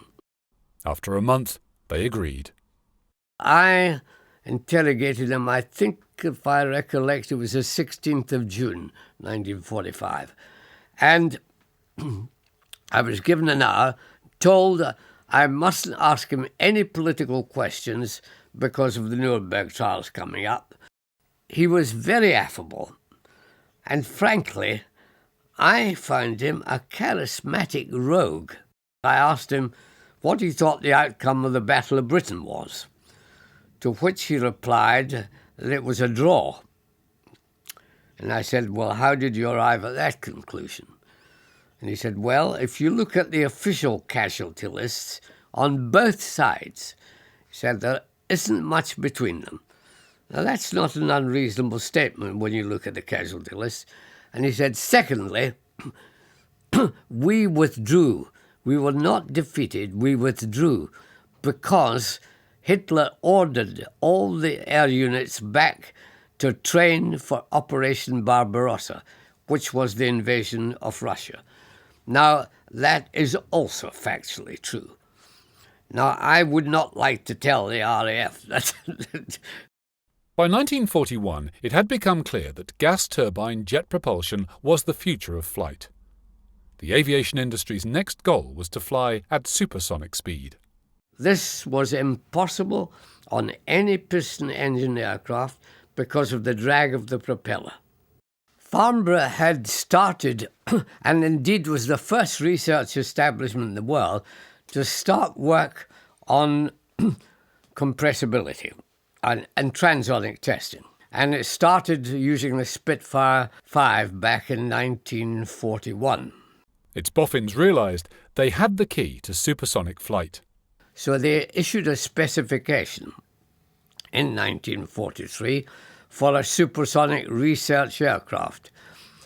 And they chose Miles aircraft to design, with the help of Farnborough, the actual aircraft. This was designated the Miles M52. One has to say they made a very good job of it. It had a special engine to be built by Frank Whittle, which was turbine fan with reheat. We believed we could reach 1,000 miles an hour. And the aircraft had also a biconvex wing, which was known as the Gillette wing. And thirdly, it had a flying tail. This folds the tailplane and its elevator into one solid piece, which makes the aircraft more controllable as it nears supersonic speed. I think because of the impression that I made, or so I'm told, with getting the Mozzie on the deck, they thought, we'll use this guy in the high-speed flight. In 1944, Brown became the Navy's first pilot to fly a jet aeroplane. By contrast, no test pilot at Miles had yet flown one. I was chosen to be the pilot on it for the simple reason that the fuselage at the pilot position was only 4 feet in diameter, and you couldn't get a pilot in there of more than 5 feet 8. In December 1945, when the aircraft was 92% ready for first flight, there arose a great problem that Frank Whittle, who was then running power jets, fell out with the establishment over the question of whether he or Rolls-Royce should produce production jet engines. It was ruled that Rolls-Royce should do it. He was so unhappy with this that he resigned from power jets. A month and a half later, the M52 was cancelled. I had already been given the date for the first flight, which was to be October 1946 at Boscombe Down. There was no prior notification given either to Miles or to Farnborough. And I was hopping mad, frankly, when I heard the decision. Nobody would tell Brown why the M52 had been cancelled. About 6 months before the cancellation, the Ministry of Aircraft Production had ordered that we receive a visit from the Americans, that everything be shown to them, nothing to be withheld from them whatsoever. They were even to be given copies of all the reports and copies of the design work, etc. Without this visit, the Americans would not have advanced through the sound barrier with the X-1 as early as they did. I think it was certainly well within our grasp and taken away, and this is the galling thing, for a reason that up to today we are not sure why it was done. Have you thought how your own life would have gone down a different avenue, perhaps? Perhaps, yes. I wouldn't have relished it to the same degree, I don't think. While waiting to fly the M52, Brown had been working at Farnborough on another project that would further expand the military potential of jet aeroplanes. The then boss of the outfit said to me, you know, you should be thinking of getting one of these onto carriers. Brown could choose from 4 aircraft. There was the E-2839, the Gloucester. This was ruled out because it was really an engine test bed. There was the Meteor, which was twin-engined and really too big for the job. There was the Bell Aerocomet, the American one, and then they left us with the only other alternative, the de Havilland Spider Crab, which became the Vampire. And we selected that. The Vampire was a very, very docile aircraft, easy to fly, and all handling characteristics, very benign. The only problem we had was at that stage in jet development, the acceleration of the jet engine and the deceleration was very poor. What we wanted was throttle reaction on a jet like you have on a piston engine. The task would require a whole new technique. The essence of deck landing is lift control. And you get that on a piston engine aircraft by throttle movement. If you want lift, you just push up the throttle, the air screw will rev up, and you get lift from the wash from the propeller. If you want drag, which you do if you're getting too fast, you need drag, you just throttle back. In a jet, the only way you can get lift is by accelerating and getting more speed, and the only way you can get drag is from air brakes. So it's different technique altogether. Our big boost to all this was we were going to beat the Americans to it, which we did by 9 months. On December 3rd, 1945, Brown landed the Vampire on HMS Ocean. By marrying the reach of a carrier with the power of a jet aircraft, this pioneering flight would take naval warfare in a new direction. As Britain adjusted to post-war life, Brown pondered his future during his 4th year at Farnborough. He had always been a reserve naval officer. Hawker were eager to hire him as a test pilot. I then approached the Navy and they said, oh, Farnborough says you can't be released. You're engaged in 1 or 2 top secret projects. And I said, well, you really are penalising me for this, aren't you? And they said, well, we will try and compensate you by offering you a permanent commission. And I said, right, I'm prepared to accept that. Peace and the gas turbine engine changed the focus of test flying. The emphasis obviously went on to civil aviation. We wanted a new breed of civil aircraft altogether. The first jet airliners were now well on the way. They had no option but to fly at high altitude.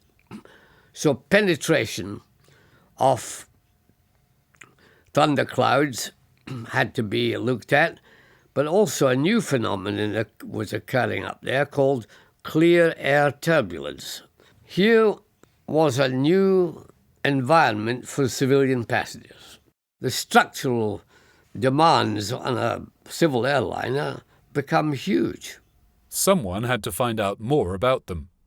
One of the most uncomfortable tests I've ever made in my life was penetrating a thunderhead in a Spitfire. It is a frightening experience.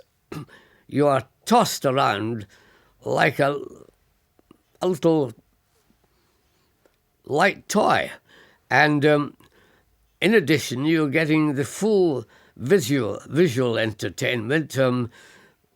Elmers fire around the prop, lightning strikes on the fuselage, and lightning strikes that destroy your vision. You're at the mercy of the wind shears that are occurring in those thunderheads. And sometimes you find yourself going up at a rate of 1,000 feet a minute, and a couple of seconds later you'll be going down at a similar rate. Eric Brown's exploits in test flying took him to Buckingham Palace to receive further decorations. But the happiest occasion came in 1948, when his wife Lynn gave birth to a son. By now, years of working at Farnborough had shown the fragility of life as a test pilot. After a while, you realise if you're going to stay in the job any length of time, you better think about survivability. And the fatality rate at Farnborough amongst test pilots in aerodynamics flight was very high, 25%. Wartime pressure for quick results had been a major cause of fatalities. We were jumping from one type of aircraft to another. I've done as many as 8 different types in one day. So preparation is vital. That requires time. And a lot of pilots prefer to use their time drinking at the bar. They were familiar with the aircraft when everything was normal. But when an emergency occurred, they hadn't boned up on what to do in these emergencies. Now, I always carried a knee pad with me, one to take test results, but on the other knee I had a pad with the emergency drill.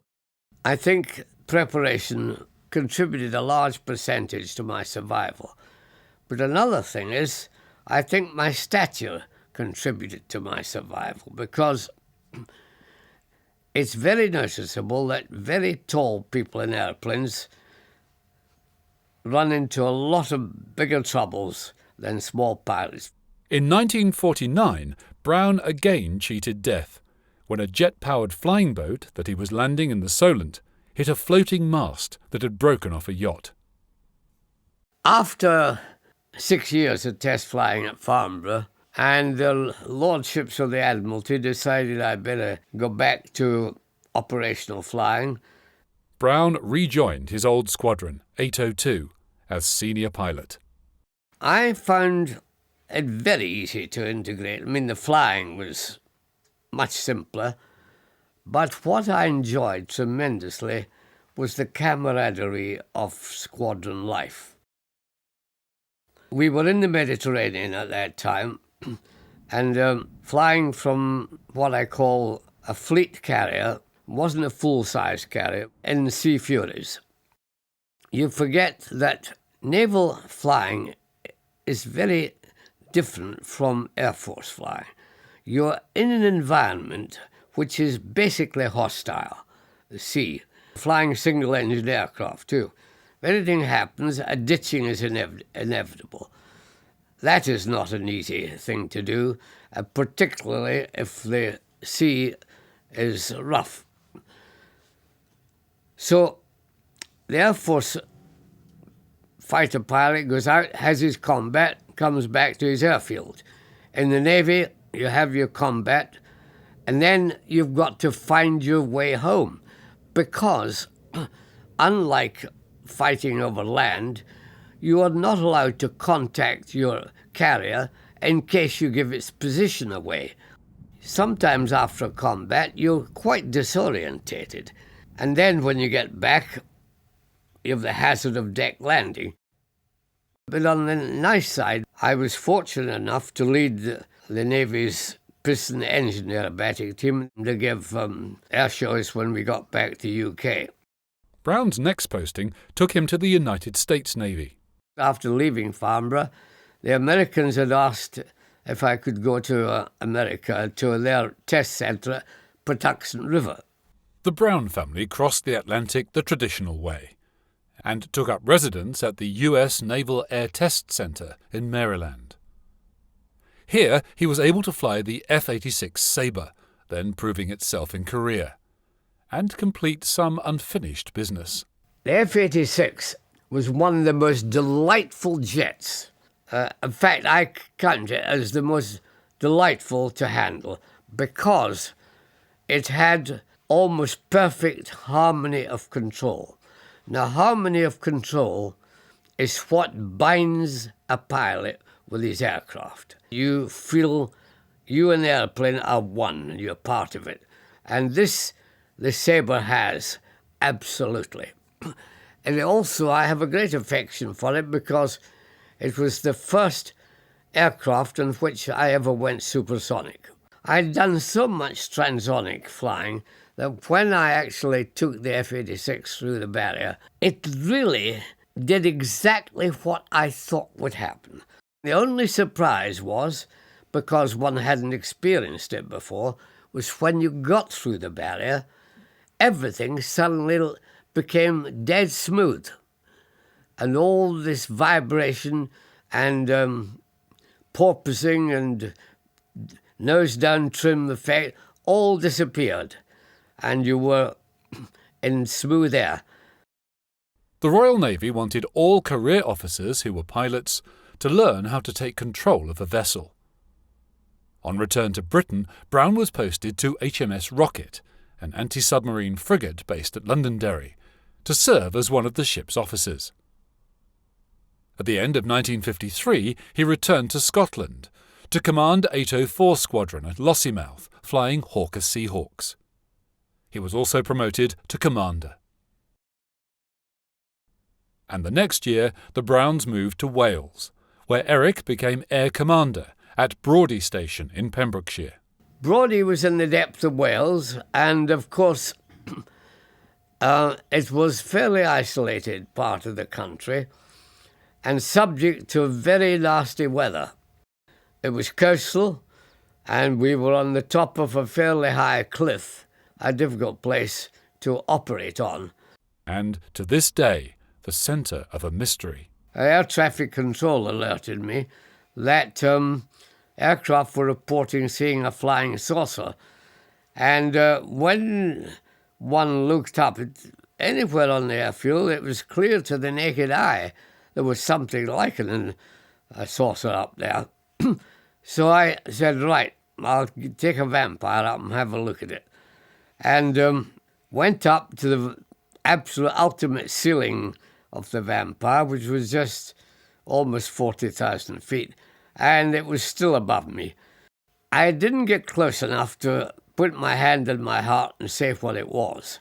Anyway, we recorded it, but I have an open mind on flying saucers. In 1958, Brown's work once again took him back to Germany, as chief of the British naval mission in Kiel. I went really to build up the German naval air arm. Göring had insisted that everything that flies comes under his control.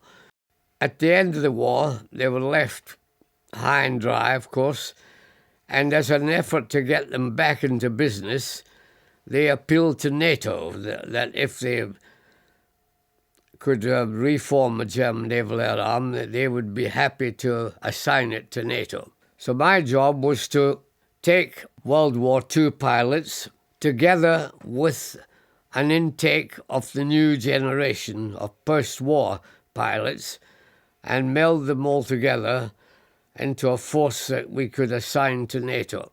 Brown achieved this demanding task. At the end of the day, They were a very good fighting force, and I was very proud to hand them over to NATO. The naval pilots had used British Seahawks as their jet trainers. When we finished, I had recommended to them that they continue thereafter with Buccaneers. But the German manufacturers ganged up on the German services and insisted on having the F-104 Starfighter. The reason for this was that German industry realized they had been out of the game and they wanted to get back into the Mach 1, the supersonic league, in one jump. Now, the services weren't happy with this. The German services would receive an all-purpose Starfighter that weighed 1,000 kilograms more than those in the USA. Also, the Americans realized this was a tricky ship to fly, and they wouldn't let anybody touch it with less than 1,500 hours. The Germans were sending pilots in with 400 hours. Almost 150 crashed, of which 50% of the crashes were fatal. Disaster in every sense of the word. How did you find the Starfighter to fly? Oh, it was very tricky. You had to have your wits about you. It was tricky in bad weather. But if you had an emergency and bad weather on your hands, you really needed a crackerjack pilot there to deal with it. Working in Germany, Brown saw how the past could return to haunt the present. Dönitz had come out of his 10 years in prison. A submarine ace up at Kiel, where we were based, had died, so there was to be a big funeral for him. And the Naval Air Arm were going to turn out. Back in Whitehall, it was felt diplomatic for Brown to attend. Dönitz went to the funeral, and afterwards he came along and shook hands with every chap. And he'd gone 3 past me, and he realised I wasn't in German uniform.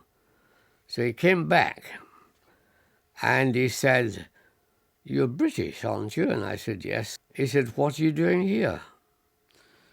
And I said, "Well, I'm training in the Naval Air Arm, and we've all come to pay our respects to a war hero."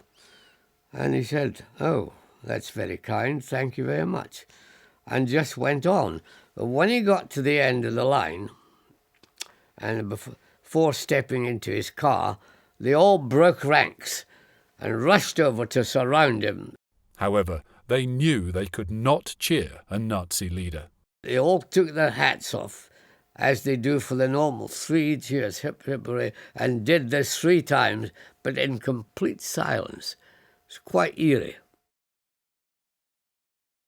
Towards the end of his time in Germany, Eric Brown was promoted to the rank of captain. When I returned from my posting in Germany to the Admiralty, I at first was made Deputy Director of the Gunnery Division. I had a year of that, which was enough, and then became the Deputy Director of Air Warfare. Now, this was a very interesting period because we were proposing to have a real, if you like, spring cleaning of the Fleet Air Arm. We were proposing a new carrier and we wanted new aircraft. There was a tendency in the Ministry of Defence at this time to ask both the Air Force and ourselves to use the same aircraft. And they were trying hard to push onto us a VTOL version, the P1154, an increased size Harrier, really. To me, not a very impressive performance. We still had the Ark Royal, the Hermes, and the Eagle. So we were still in the big carrier game. And I was quite determined I was not going to have VTOL. I wanted to have the fastest performance aircraft we could have. And looming on the horizon at that time was this wonderful aircraft, the McDonnell Phantom. Twin-engined, which is another good thing to have in naval aviation if you're spending your time over the lonely sea. and tremendous performance, but above all, tremendous weapon carrying ability. In its day, it was head and shoulders above anything there was around. Brown pushed hard for the Phantom in Whitehall. The chief scientist at that time supported me, and this was, I think, what tipped the scales, really. When we actually got it, it was everything I'd hoped for. I flew it in America, I flew it here, I flew it onto an American carrier, and it was superb. What was it like to land while on a carrier the first time? Fast, of course, but very easy to control, very easy. Apart from the high landing speed, which means you have to think a little bit faster. The Navy would be able to use the Phantoms for barely 10 years, and only on one carrier. Just before the Falklands crisis arose, the Ark Royal was scrapped. The Phantom brought out of service. We were left, therefore, with the Harrier as our main strike aircraft. The carrier, for safety reasons, had to stand 70 miles off the Falkland Islands. This restricted the Harrier's capability. By the time it's got the 70 miles, done half an hour over the Falklands, circling around, waiting for Argentinian aircraft to come, then 70 miles back again. It is almost out of fuel. If we'd had the Phantom, it would have gone halfway to Argentina to kill the aircraft coming out to raid the Falklands en route. And I spoke to the commander of the Falklands campaign afterwards, and he felt that if he had had Phantoms, this battle could have been won in probably a fortnight or a month. You're flying the Phantom just 25 years after flying a Gladiator. Do you ever think about that? Nothing accelerates technology, of course, like a war. And we entered it, as you so rightly say, largely a biplane air force, and emerged from it as a monoplane air force with a considerable improvement in performance. It is incredible, the progress that was made because of the pressure of war. And, of course, fortunately, there was the genius of Whittle arriving on the scene and coming at absolutely the right time to transform us from the piston engine era into the jet era. Without war, to achieve what we did would probably have taken maybe 20 years. Instead, it compressed into 5 years. 25 years after the British authorities had sent Brown to teach in Germany, he finally went there as a diplomat. In November 1964, he became the naval attaché at the Bonn embassy. That was a very interesting visit because it was a time of the state visit of the Queen, her first to Germany. The enthusiasm for her was incredible. Right along the Rhine, they had painted on the banks of the Rhine, "Welcome to our Queen."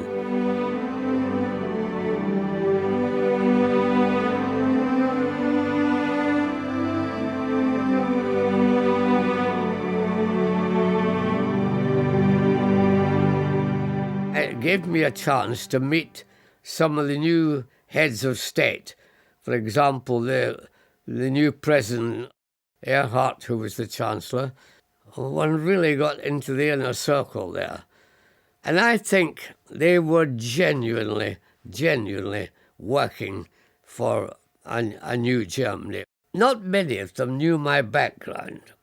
They really didn't connect. I didn't talk about it much, and I didn't think it was the right thing to do in diplomatic circles, because inevitably they do not like to hear talk about the SS. But one said, if we had known then what we know now, we would certainly have not allowed you and your car out of Germany. In 1967, Brown returned to Lossiemouth, this time as commander of its naval air station. 2 years later, he was made a naval aide-de-camp to the Queen. He retired from the Royal Navy in 1970 and went to work in the aviation industry.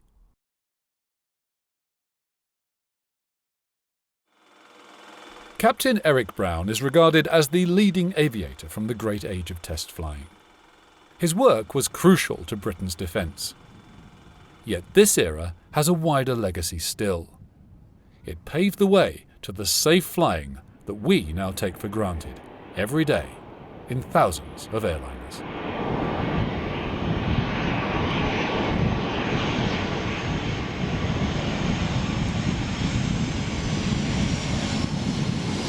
What do you think is it that makes a good pilot? Well, what a good question. To begin with, motivation obviously is the first. If you're not motivated, you're never going to want to fly. Secondly, you have got to believe that you're doing something that is going to take your full interest. You're not doing it because it's fashionable or because you think, oh, this is a good sideline to have with the girls or anything like that. The only way you take it further is either you go into civil aviation as an airline pilot or you go into the services. And then you're going to have to step up another gear.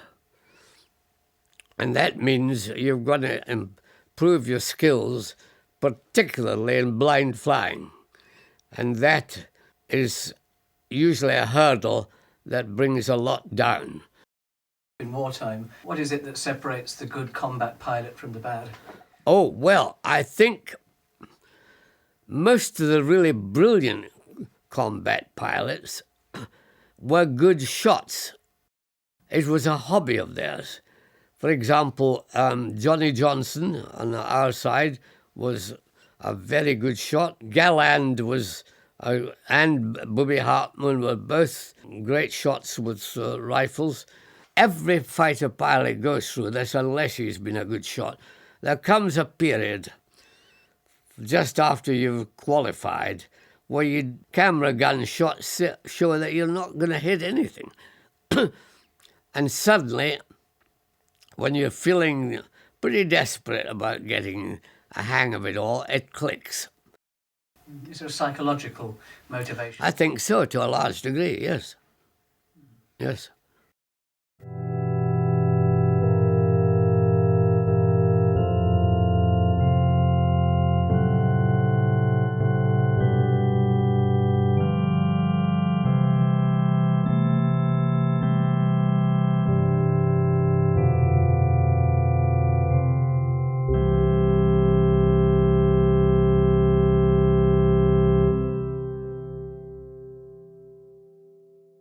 An analyst in 1980 something or other looked at my career and said I had 11 death-threatening accidents. So to survive those, I can't complain.